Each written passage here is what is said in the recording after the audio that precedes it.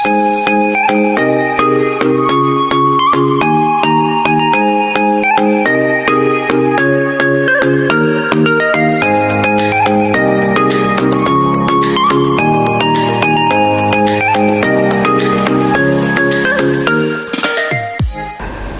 warahmatullahi wabarakatuh. Selamat pagi Mang Cebice yang ada di rumah, pemirsa PAL TV. Pecah biasa di setiap pagi kami menyapa pemirsa yang ada di rumah. Mungkin yang baru nak memulai aktivitas atau justru ini sudah di kantor dengan sejumlah aktivitas banyak nih. Pecah biasa setiap pagi ini program kesayangan kita Halo Palembang menyapa pemirsa dengan sejumlah informasi menarik seputar kota Palembang dan juga Sumatera Selatan. Dan pagi hari ini berengang dengan aku Mang Cek Midun dan aku Cek Fili. Jadi apa kabarnya hari ini pemirsa? Semoga kabarnya tetap selalu semangat ya. Betul. Dalam menjalankan aktivitas. Apalagi sekarang ini cuaca di luar lagi kurang baik. Tadi memang lagi hujan ya.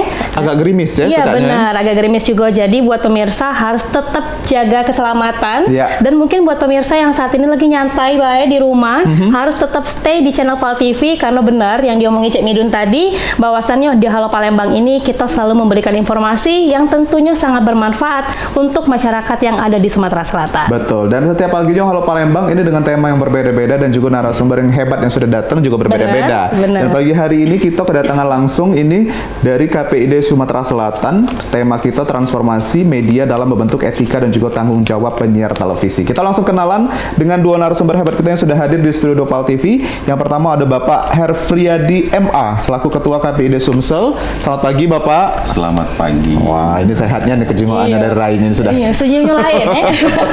Dan yang kedua ini Bapak Hasandri Agustiawan SAG MSI Wakil Ketua KPID Sumsel. Selamat pagi Bapak. Selamat pagi. Assalamualaikum Waalaikumsalam warahmatullahi wabarakatuh. Kalau narasumbernya ganteng, Cek ini lebih semangat. Lebih semangat ya. Pemirsa yang di rumah juga fresh nengoknya ya pagi-pagi. Izin Pak, ini panggilan akrabnya untuk Pak Freddy siapa Pak? Adi. Pak Adi. Adi. Baik, kalau untuk Pak Sandri? Sandri. Oh, oke. Sandri. Jadi diambil nama belakang semua Pak Adi, Pak Sandri. Biar tak ribet tadi sudah. Betul.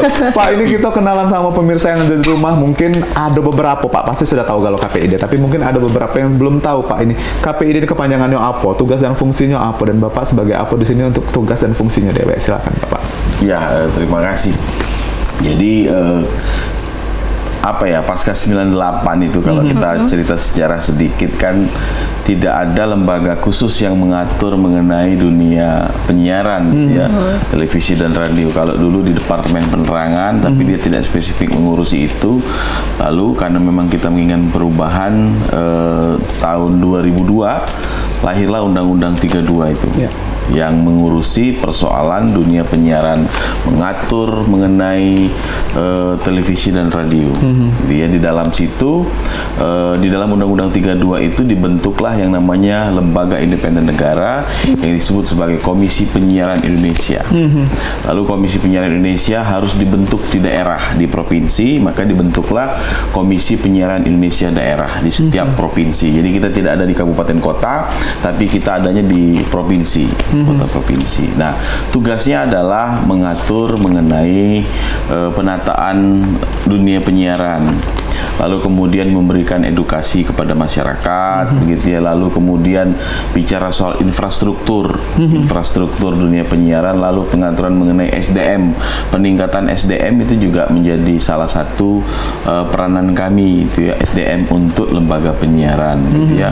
Persaingan yang sehat dan macam-macam semua diatur di dalam Undang-Undang 32 mengenai tugas dan fungsi KPI dan KPID, begitu. Nah, kita dari 2002 di Palembang ini ke Sumatera Selatan ini kalau nggak salah 2006 sampai 2007 begitu ya, sudah ada di sini. Saya kebetulan ini masuk ke periode kedua, mengurusi. Saya kemarin di bidang kelembagaan, hari ini di pengawasan. Jadi salah satunya hari ini KPI itu porsinya lebih pada konteks pengawasan. Betul. Karena soal perizinan itu sudah diambil balik ke kementerian, sudah kembali ke kementerian. Jadi kita punya 3 bidang, pengawasan isi siaran itu yang mengawasi, lalu kemudian bidang kelembagaan Pak Asandri yang mengurusi internal dan eksternal, lalu yang ketiga adalah bidang perizinan. perizinan, PS2P, itu mengurusi konteks perizinan. Tapi memang sampai hari ini kan undang-undangnya belum selesai direvisi. Jadi masih tetap kita mengacu kepada konteks Undang-Undang 32. Maka kemarin kan rame KPI kan, mana KPI, mana KPI. Saya seneng gitu.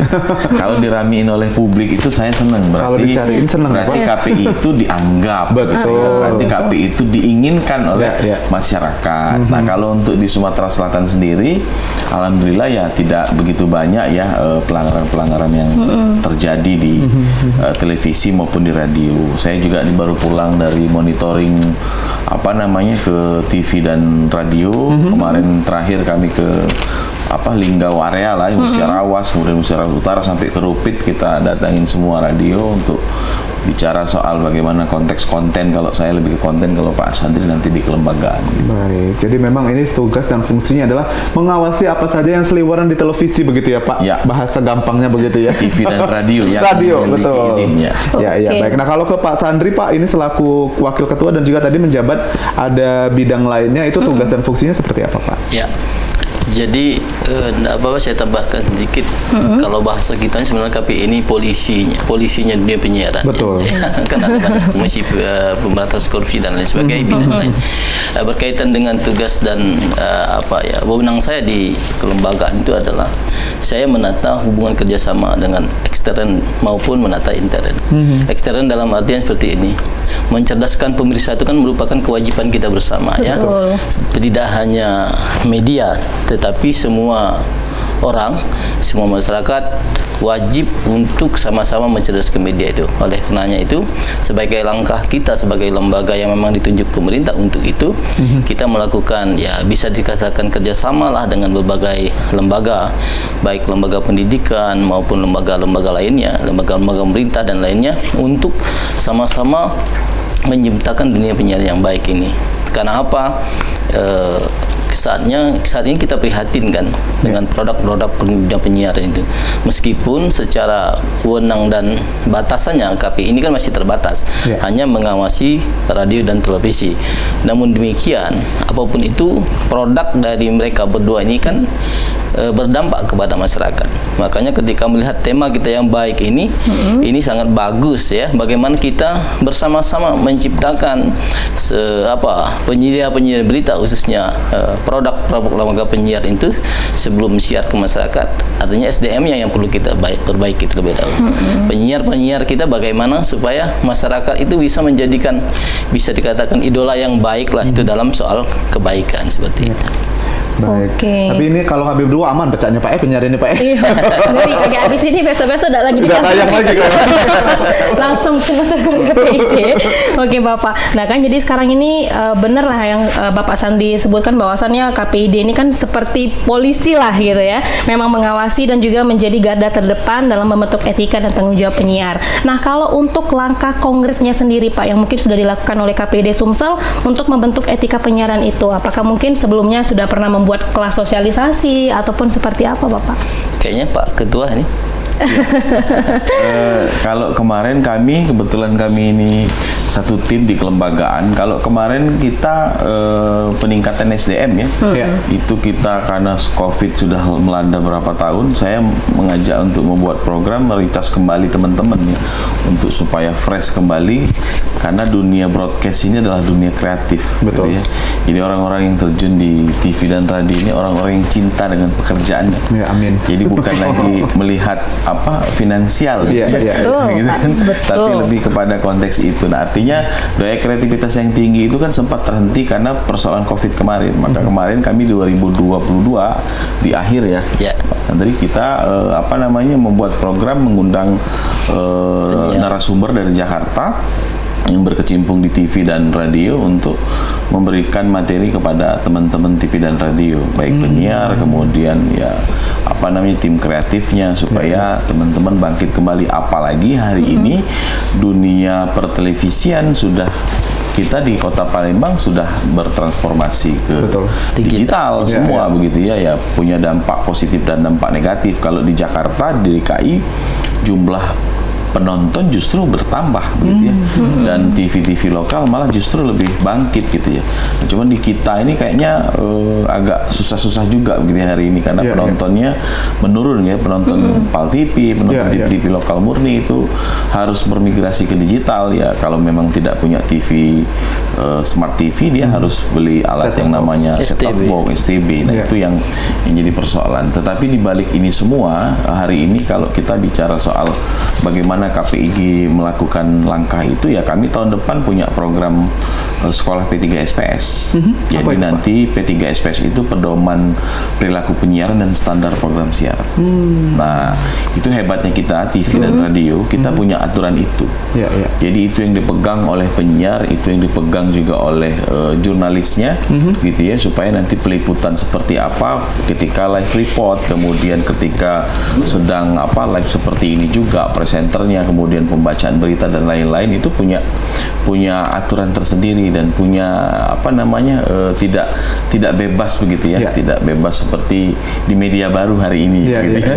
Yang kemudian hari ini kita belum selesai dengan penataan dunia pertelevisian, muncul ke media baru, belum selesai kita kan, muncul ke media baru yang ternyata media baru hari ini luar biasa bebas, gitu ya, tidak hanya undang-undang ITE. Nah, kalau di televisi ada P3 SPS karena di dalam amanat undang-undang 32 itu ada dibentuknya tugas fungsi kita, salah satunya adalah menetapkan standar program siaran dan membuat pedoman perilaku penyiaran. Nah, itu yang kita lakukan. Nah, kalau KPID ini ya tahun depan kita, insya Allah tahun depan kita disupport betul oleh pemerintah provinsi gitu ya, oleh Gubernur Sumatera Selatan, lalu kemudian DPRD juga mensupport kegiatan kita karena bagi mereka ini adalah soal moralitas gitu ya.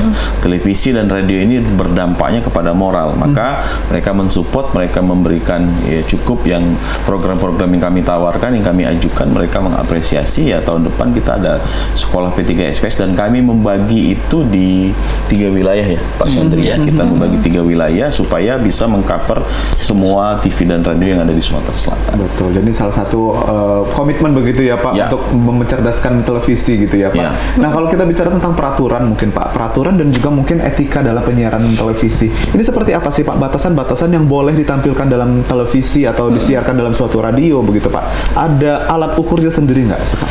Ya, kalau di dalam P3 SPS itu banyak ya, detail ya.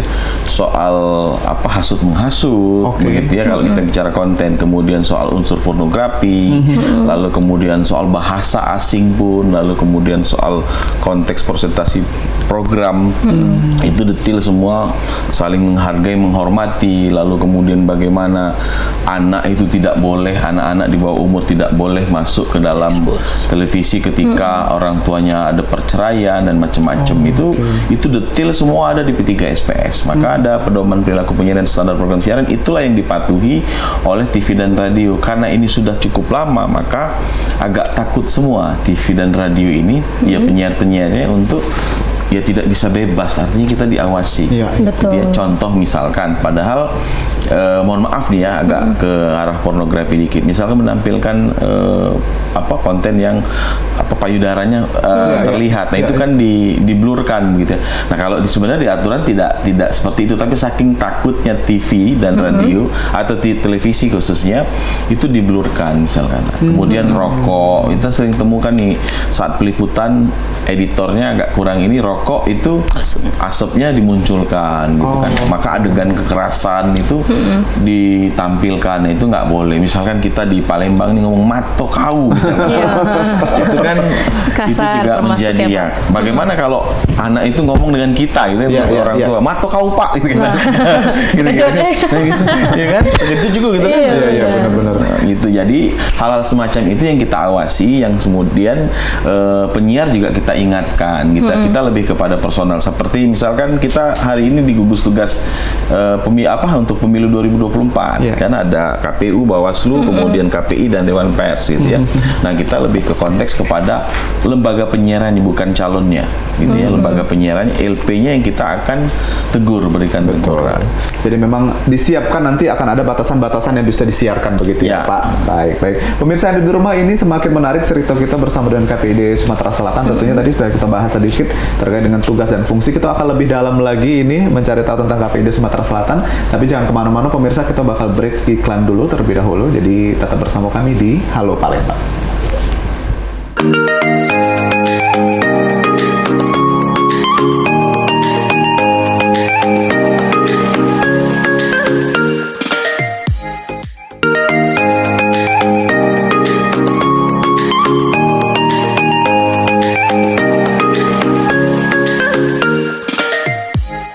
Ya, terima kasih pemirsa, balik lagi kita di Halo Palembang, dan ini segmen kedua kita bersama dengan KPID Sumatera Selatan. Tadi di segmen 1, mungkin pemirsa yang sudah ketinggalan bisa langsung lari ke YouTube juga ya, bisa langsung streaming live juga di sana. Beberapa tadi sudah informasi kita sampaikan terkait dengan tugas dan juga fungsi dari Komisi Penyiaran Indonesia Daerah Sumatera Selatan. Betul sekali, dan juga masih dengan tema kita hari ini, transformasi media dalam membentuk etika dan tanggung jawab penyiar televisi. Nah, berhubung sekarang ini kita sudah mengundang 2 narasumber hebat ya, dan tentunya Bapak kita berbicara mengenai jurnalistik. Nah, kalau untuk kode etik jurnalistik itu sendiri Bapak, mungkin Pak Santri bisa jelaskan Pak itu seperti apa gambarannya? Ya, baik, terima kasih. Sebagaimana tadi dikatakan oleh Pak Hepriyadi, bahwasanya yang menjadi ranah kita ini kan lembaga media yang berbadan hukum yang punya izin. Oleh karenanya kalau lembaga yang berbadan hukum itu tentunya dalam proses rekrutmen SDM-nya pun mereka sudah punya aturan-aturan tertentu. Bagaimana misalnya seorang jurnalis sudah dibekali dengan kode etik jurnalistik gitu ya. Kalau tadi P3SPS, kalau kita berbicara masalah medianya, tentunya kita juga diikat, ini SDM pribadinya ini kita diikat oleh kode etik jurnalistik yang salah satunya tidak boleh berbohong, tidak boleh menyebar fitnah, tidak boleh mengadu domba dan lain sebagainya. Nah, oleh karena itu kami percaya kalau lembaga-lembaga yang berbadan hukum ini sejauh ini alhamdulillah tidak terdapat pelanggaran-pelanggaran yang signifikan. Paling mungkin tadi seperti kelewatan sedikit, ada asap rokok, itu pun sulit kita temukan. Kenapa saya katakan demikian? Karena kami bisa menggaransinya. Di KPID itu ada pengawasan secara ketat ya, 24 jam kita awasi produk-produk siaran televisi maupun radio ini. Oleh karenanya sampai saat ini kita belum menemukan pelanggaran-pelanggaran yang fatal, khususnya lembaga-lembaga penyiaran di daerah ya, lembaga-lembaga penyiaran lokal ya. Nah, ini tentunya suatu hal yang baik.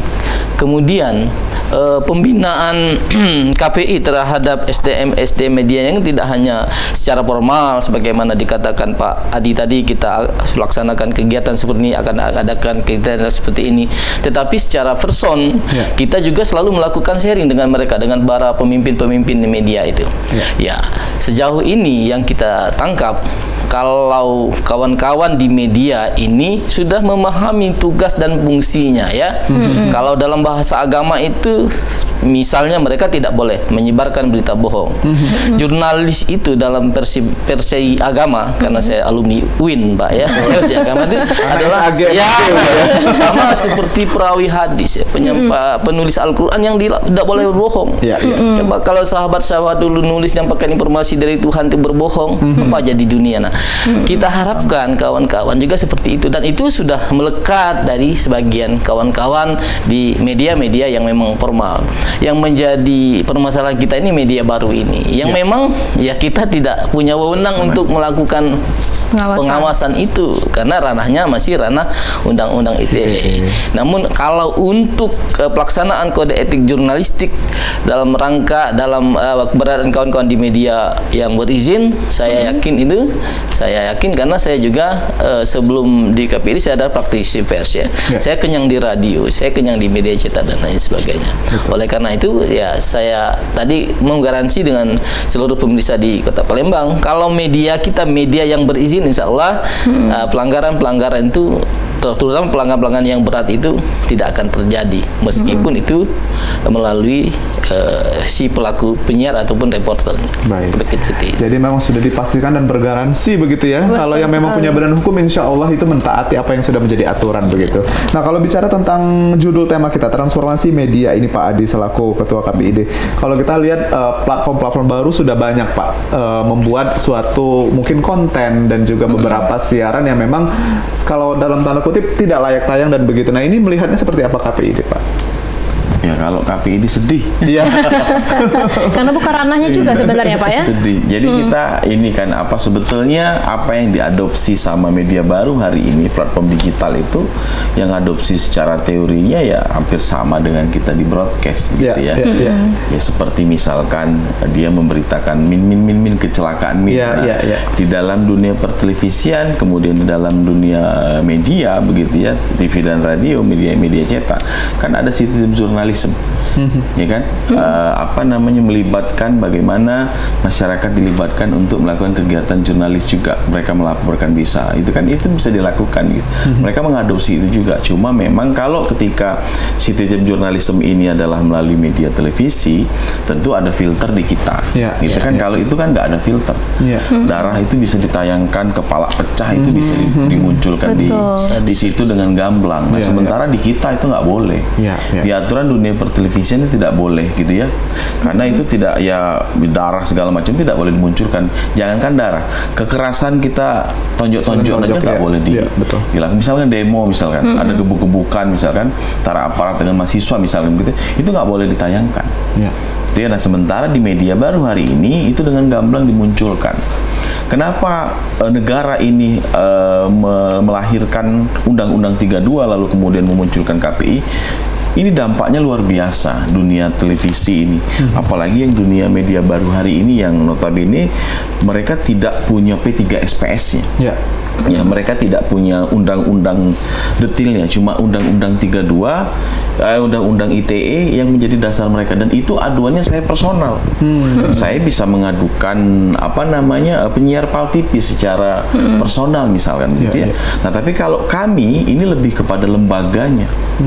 Gitu ya, kami lembaganya jelas alamatnya. Kalau platform digital, media baru, media sosial itu kan akunnya bisa ditutup lalu hilang. Tapi kalau PAL TV kami bisa mencari alamat PAL TV. Betul. Jam tayangnya jelas, ininya jelas gitu. Nah, ini yang terjadi hari ini, transformasi media hari ini itu dampaknya juga luar biasa gitu ya. Memang ini adalah bagian dari mau tidak mau antara media baru, media konvensional kemudian media baru justru malah saling mengikuti kan satu dengan yang lain. Tetapi konteks yang di luar ini yang menjadi kesedihan kita miris melihat itu. Kita sudah bicara soal pornografi, hari ini vulgar, tayangan yang mengandung unsur keporno itu luar biasa. Tayangan yang unsurnya menghasut itu luar biasa, apalagi jelang pilpres nih. Betul. Kita bisa lihat, Anda bisa cari hari ini di TV mana yang menghasut atau memprovokasi salah satu calon misalnya. Tidak ada. Kemarin salah satu kasus yang ada terjadi adalah misalkan azan. Azan salah satu capres ada di situ. Gitu kan. Ini juga belum penetapan capres, kemarin kan sudah muncul tayang. Kenapa KPI tidak memberikan semprit kepada lembaga penyiaran? Cuma memberikan surat peringatan saja gitu ya. Artinya secara himbauan untuk tidak menayangkan itu. Karena memang tidak melanggar. Tayangan azan itu ada di P3 SPS, tapi untuk spot iklan. Misalkan setelah azan atau di tengah azan ada muncul toko bunga misalkan gitu. Nah, itu nggak boleh. Atau setelah itu ada iklan nggak boleh itu. Jelas ada detail, kita sampai sedetil itu. Nah, tapi untuk kasus itu nggak ada. Jadi kita memang mengeluarkan kebijakan-kebijakan ketika ada pelanggaran, kita juga sangat hati-hati. Nah, di media baru hari ini tidak ada itu. Betul. Ini yang terjadi. Maka kita kalau bicara moralitas mungkin menurun hari ini. Tapi Pak, ada banyak hal-hal yang positif. Iya, betul. Banyak yang positifnya, banyak yang negatifnya. Karena hari ini orang hanya mencari viewersnya gitu Ya. ya. Dan mereka dapat income dari situ. Betul. Memang pola konsumsi masyarakat menonton, mengkonsumsi televisi hari ini berubah.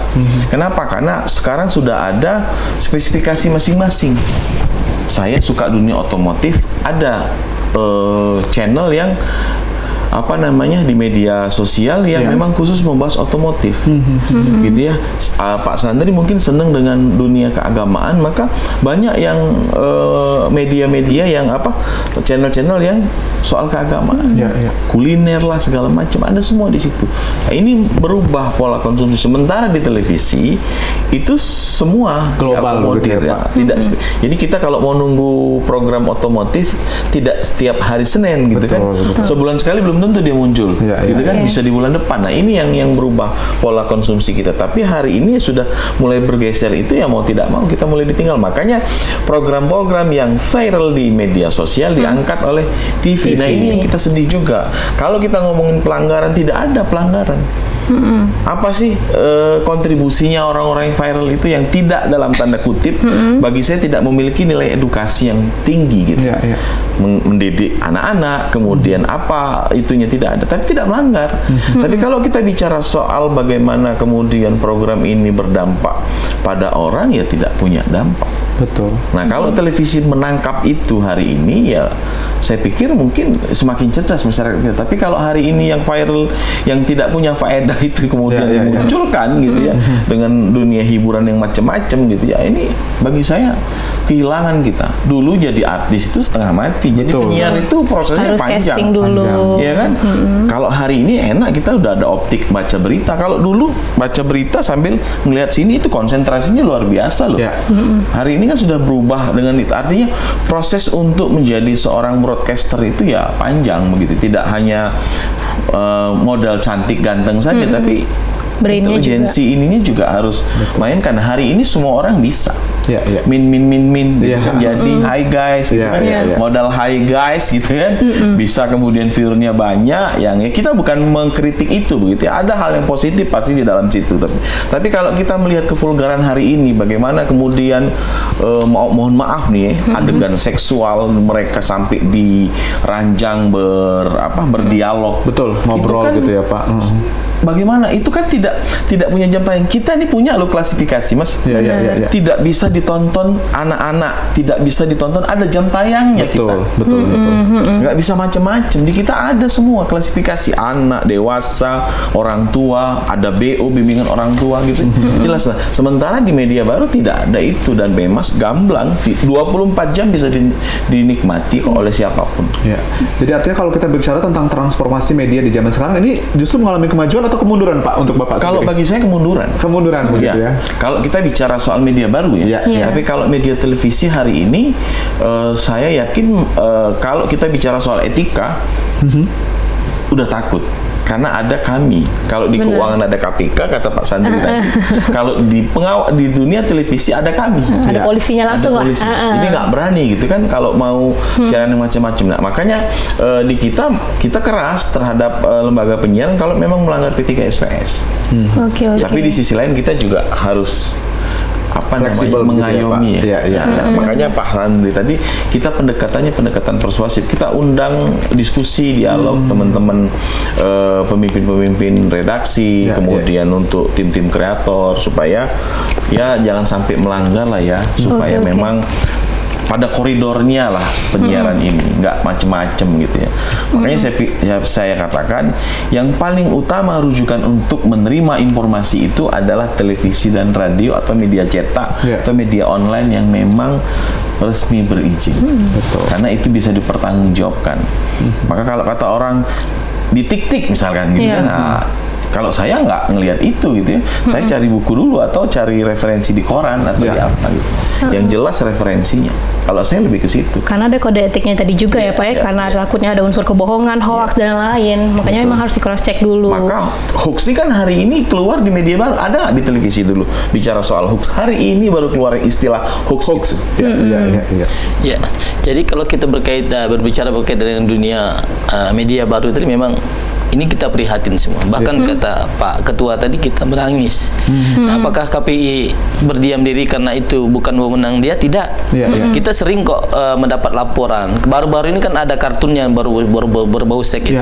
Lantas masyarakat melaporkan ke kita, telepon, datang ke kantor KPI, bagaimana peran KPI? Kita jelaskan kepada mereka. Kalau ini bukan wewenang kita. Namun demikian, kita tetap mengakomodir mereka. Kita hormat kepada masyarakat yang memberikan laporan itu.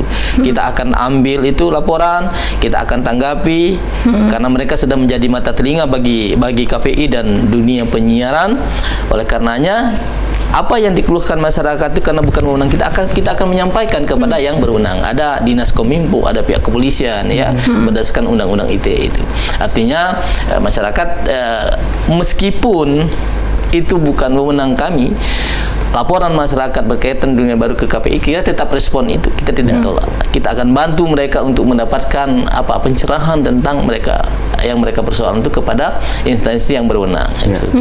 Jadi pada intinya memang transformasi media ini harus dilimitasi ya Pak ya. Harus ada batasan yang begitu batasan, dan juga memang harus ada yang mengawasi selain UU ITE itu tadi ya Pak ya. Betul. Dan juga ini kita masih punya banyak pertanyaan pemirsa di rumah terkait dengan transformasi media di era sekarang ya, Cek Fili dan juga pemirsa. Kalau itu kita nak break dulu sebentar, kita lanjut lagi ngobrol bersama dengan Pak Adi dan juga Pak Sandri dari KPID Sumatera Selatan. Jangan kemana-mana pemirsa, tetap bersama kami di Halo Palembang.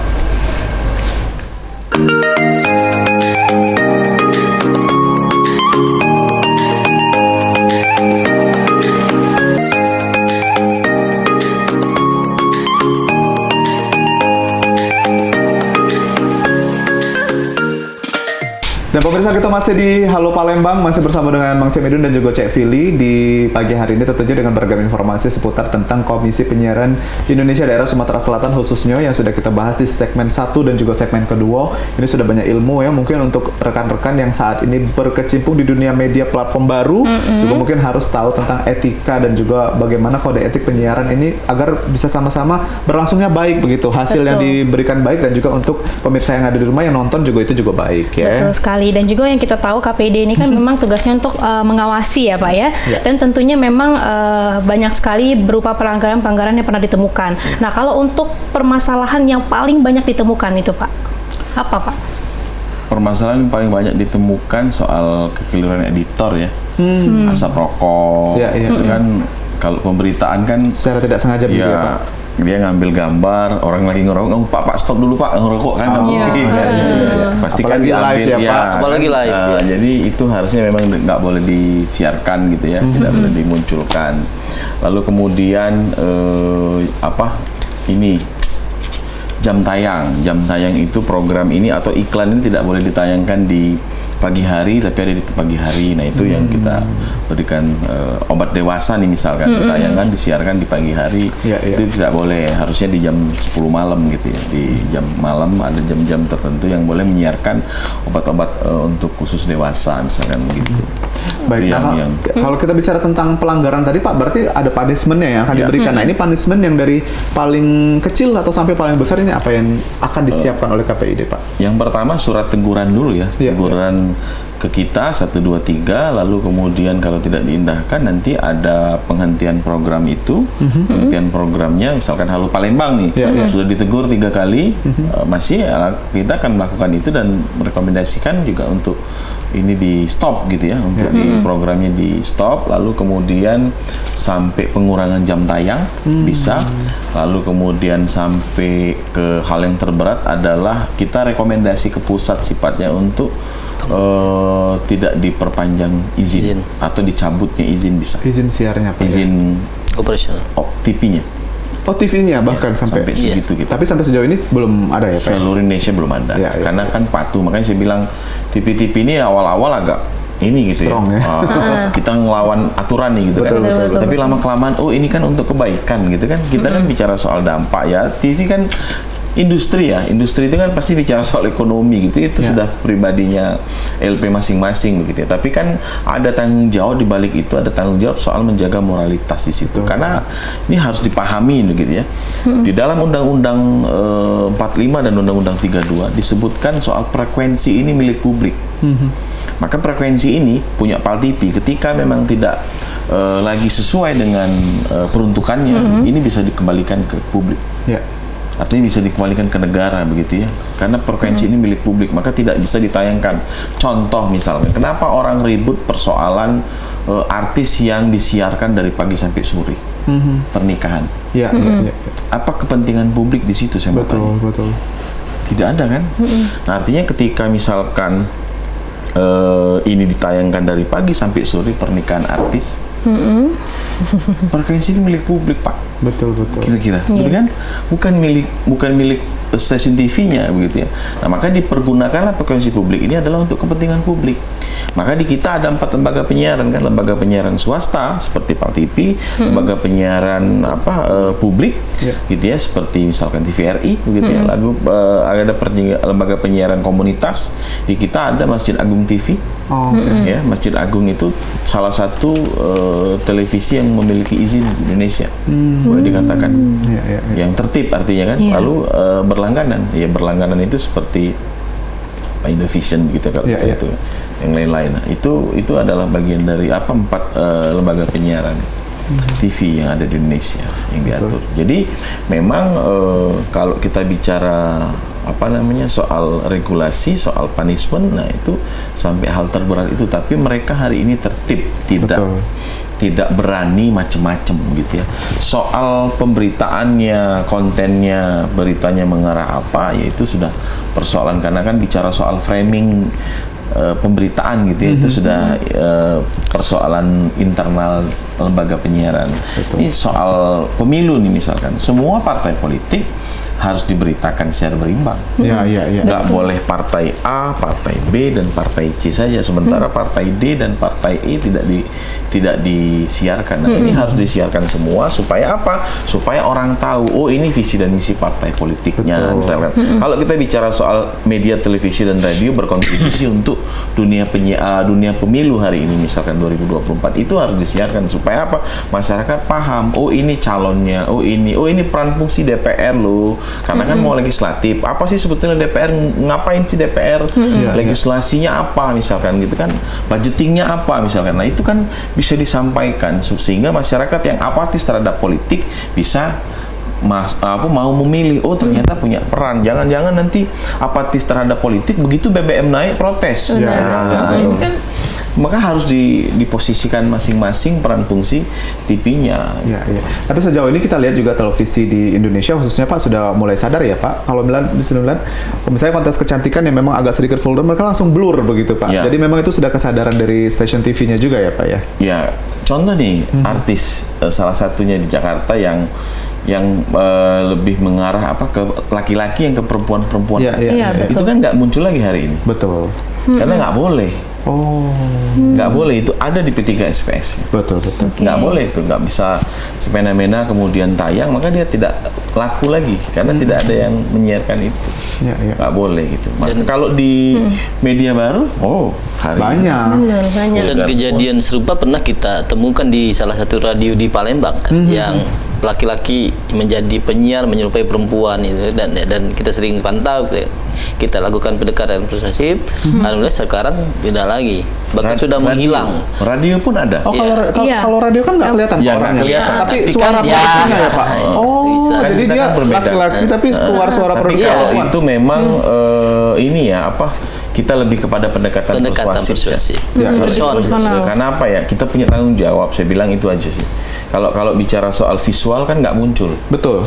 Siapa yang mau menirukan? Tapi kan dengan gaya keperempuanan itu kan beda. Laki-laki yang keperempuan tetap ketahuan laki-lakinya gitu. Suaranya dibuat-buat seperti itu. Yang kemudian yang perempuan jadi laki-laki juga. Aneh-aneh memang ya. Nah, kalau itu kan salah satu pelanggaran yang ada di radio. Nah, tapi kalau untuk tingkat pelanggaran yang paling banyak di radio Pak apa? Atau mungkin yang itu saja, atau ada lagi ditemukan? Kalau ini sih lebih ke penyiar suka keceplosan sih ya. Betul. kata-kata karena kan ya namanya live kan, Iya, jadi sering ini. benar-benar. Cuman kita ingatkan kalau kami radio ini lagi upgrade lah ya untuk karena kan kita cuma bisa mantau yang kota Palembang, yang kabupaten lain nggak bisa kita karena alat kita terbatas kan jangkauan. Tapi nanti kalau sudah digital, TV-nya bisa semua. Tapi kalau radio mungkin wilayah sini aja kita nggak bisa sampai jauh untuk pemantauan, kecuali mereka memang ada apa namanya streamingnya bisa kita pantau di situ gitu. Nah kalau radio sih lebih kepada itu ya, mungkin bercandaannya apa? Kelewat. Jokesnya terlalu dark jokes. Dengan itu tadi kan, Oke. bahasa-bahasa Palembang yang keluar. Wah itu Terlalu agak iya ini. itu saya bilang. Dan sekarang alhamdulillah kami berkat kerjasama kita dengan lembaga-lembaga pendidikan, sekarang kita ada mahasiswa magang dari PGRI ya, yang memang spesialnya bahasa. Jadi untuk saat ini mereka memang kita minta untuk melakukan apa pengawasan terhadap bahasa yang digunakan oleh penyiar. Jadi mereka didaya gunakan Ya, gitu ya Pak ya. Nah kayak kami kan kemarin kami sowan ke MUI. Iya. Nah, MUI ini untuk apa? Kenapa? Karena ada radio yang katanya isinya berbasis apa Keras, Islam keras. Islam ke garis keras. Pak saya kan bukan ustadz, Pak Sandri ya ustadz dalam mungkin di ini ya, tapi kan untuk mengkaji itu kan bukan wilayah kami. Betul. Maka kami ke MUI, Pak ini kira-kira betul apakah masuk dalam konteks Islam garis keras atau tidak? Oh ternyata ya aman, mesti kan karena ada aduan dari masyarakat ke kita gitu ya. Karena kan kita nggak tahu, saya nggak tahu kan soal Batasannya di mana batasan begitu ya, agama, Pak? kekeliruan, kekerasannya di Iya, mana, iya, kelembutannya di mana kan saya nggak tahu. Gitu. Iya, Maka kita tanyakan dengan apa yang kompeten. Kayak tadi makanya dicontohkan tadi yang ahli bahasa, mungkin kita bisa bertanya dengan mahasiswa yang magang, kita manfaatkan untuk ini bagaimana nih tata bahasanya gitu. Karena kita ada rapat dulu kan, lalu kita plenokan ini apa sanksinya gitu. Itu jadi kita nggak sembarang itu, jadi kita melalui rapat mekanisme pleno dihadiri semua 7 komisioner. Baik, Pak, ini sebanyak kerjaan KPID Sumsel, Pak. Mungkin ada beberapa kendala yang terjadi. Ini kendalanya apa, Pak? Tadi selain kita ngomong di belakang kamera, boleh yang kendala-kendala yang sering dihadapin dari KPID Sumsel sendiri, Pak? Kalau kendala sih apa ya? Kalau hari ini sih semua lembaga penyiaran kooperatif ya, aman, mereka masih ya dengan kita ketika dipanggil datang gitu ya. Kita sih kadang persoalan ya penganggaran karena memang kan kami ini dana hibah Pak. Betul. Sedih kami ini. Tapi alhamdulillah di 2024 ya Gubernur Sumatera Selatan mensupport kita penganggaran yang kemarin, lalu DPRD di Komisi 1 mensupport juga kegiatan-kegiatan KPID. Karena kenapa? Alasan mereka karena ya ini soal moralitas. Mereka juga sedih dengan keadaan kondisi media baru hari ini. Yang bisa menyeimbangkan hari ini adalah televisi dan radio. Betul. Sebagai rujukan utama untuk dikonsumsi, gitu kan kira-kira. Artinya bukan dalam tanda kutip semua media baru itu negatif gitu, tapi kalau kita melihat dalam konteks yang realnya ya lebih banyak, tidak banyak yang banyak mengedukasi begitu ya, tidak banyak, tapi lebih mengejar viewernya saja, lebih banyak itu. Nah ini yang perlu kita tekankan. Maka saya punya keinginan di tahun depan sebetulnya dengan teman-teman radio, mungkin nanti bisa gabung juga televisi, untuk kita bagaimana mendengarkan radio kembali atau menonton televisi kembali. Nanti kita minta ke sekolah-sekolah untuk memberikan in-house training lah soal bagaimana sih etika jurnalis itu, etika broadcast itu gitu ya. Sehingga mereka kalau mereka mau bikin podcast sendiri, mereka punya standar ilmunya begitu ya. Kita kan membagi itu kan nggak salah kan, dapat amal gitu kan. Nggak harus mereka ke kita juga, tapi kita mengedukasi ke mereka bagian dari mungkin CSR lah gitu ya. CSR-nya lembaga penyiaran, untuk mudah-mudahan tahun depan bisa terrealisasi, karena ini di luar anggaran ya Pak Sandri ya. Jadi kami inisiatif kami untuk ya dengan teman-teman penyiaran di Sumsel lah ya, supaya bisa berbagi gitu ya dengan teman-teman yang mau berkecimpung di dunia broadcast. Oke, nah mungkin ini terakhir Bapak bisa diberikan himbauan ataupun opini langsung dari Pak Adi dan nanti dilanjutkan oleh Pak Sandri mengenai transformasi media dan juga himbauan ataupun pendapat Bapak mengenai televisi dan radio yang ada di Sumatera Selatan. Ya, kalau saya sih ya kepada masyarakat khususnya harus mengkritisi apa yang disampaikan oleh media, televisi dan radio. Kita punya tugas juga untuk mengingatkan masyarakat, kami sebagai lembaga negara, lembaga independen negara yang mengawasi juga meminta masyarakat untuk berperan aktif. Ini bisa dilaporkan kalau memang ada aduan, ya nanti dituliskan program TV-nya apa, program radionya apa, mata acaranya apa, jam berapa, kekeliruannya dianggap oleh masyarakat apa, nanti kita akan proses. Itu di 0812, nomornya 0812 79 92 2900, di 0812 79 92 2900. Ini 24 jam kan. Betul. Kami punya program punya alat monitoring disampaikan Pak Asandri tadi, 24 jam. Ya. Respon ini nanti mungkin jam kerja, tapi kita WA-nya aktif di 24 jam. Betul. Jadi kalau ada apapun keresahan bisa Ya. langsung ke nomor yang tadi. Apalagi terkait pemilu nih misalkan Ya. lagi rame nih. Nah, ini yang perlu disampaikan. Baik. Pak Sandri ada tambahan, silakan Pak. Baik, khususnya untuk mungkin lembaga penyiaran ya. Media baru bukan ancaman bagi kita. Profesionalisme, kemudian kerja baik kita, netralitas kita, persuguhan terbaik bagi kita untuk Indonesia, itu yang membuat kita akan tetap bertahan, bahkan akan lebih maju dari media baru. Jadi tetaplah berjalan pada rel kita. Berikan masyarakat pencerdasan dengan informasi yang baik berdasarkan fakta, data yang akurat seperti itu. Untuk masyarakat, meskipun kami punya alat monitoring yang 24 jam, tapi itu ciptaan manusia yang terbatas.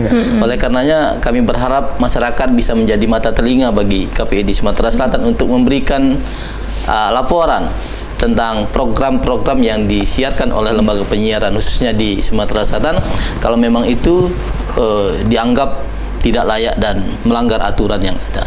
Baik, itu dia tadi himbauan secara langsung dari Ketua KPID Sumatera Selatan dan juga Wakil Ketua KPID Sumatera Selatan. Pemirsa di rumah, kita sudah diedukasi banyak ini. Betul. Jadi tinggal masyarakat memilih ini kira-kira media mana yang untuk menjadikan kalian menjadi orang yang lebih baik begitu ya. Betul. Jadi jangan takut juga, tadi pesan dari Pak Sandri untuk rekan-rekan media yang masih berjuang dengan konten begitu ya.